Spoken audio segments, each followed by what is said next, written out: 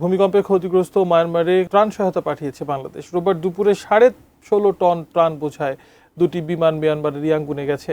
প্রস্তুত রাখা হচ্ছে সেনাবাহিনী ও বেসামরিক চিকিৎসকদের দুটি মেডিকেল টিম। সাব্বির আহমেদ জানাচ্ছেন বিস্তারিত।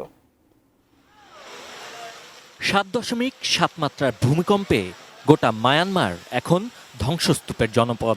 পুরো দেশেই খাদ্য, সুপেয় পানি আর চিকিৎসা সরঞ্জামের সংকট। রোহিঙ্গা ইস্যুতে টানাপোড়েন থাকলেও প্রতিবেশী রাষ্ট্রের এমন বিপর্যয়ে সাহায্যের হাত বাড়িয়ে দিয়েছে বাংলাদেশ।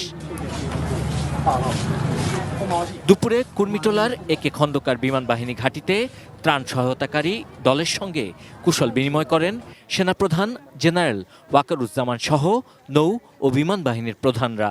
বাংলাদেশ সেনাবাহিনীর নেতৃত্বে এবং বিমান বাহিনীর প্রত্যক্ষ সহযোগিতায় জরুরি ভিত্তিতে ত্রাণ সামগ্রী হিসেবে ওষুধ, তাঁবু, শুকনা খাবার এবং চিকিৎসা সেবা দিতে দুটি বিমানে করে রেস্কিউ টিম ও মেডিকেল টিম পাঠানো হয়েছে।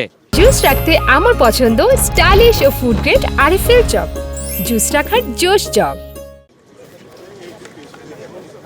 মানবিক এই সহায়তা মিয়ানমারে ভূমিকম্পে ক্ষতিগ্রস্ত জনগণের দুর্ভোগ কমিয়ে আনতে সহায়ক ভূমিকা পালন করবে বলে জানান এই সেনা কর্মকর্তা।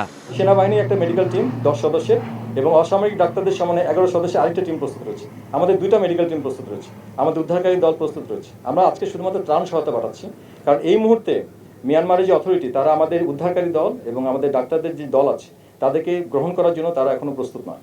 মায়ানমার সরকারের চাহিদা অনুযায়ী যে কোনো ধরনের সহায়তার জন্য বাংলাদেশ সেনাবাহিনীর প্রস্তুতি রয়েছে।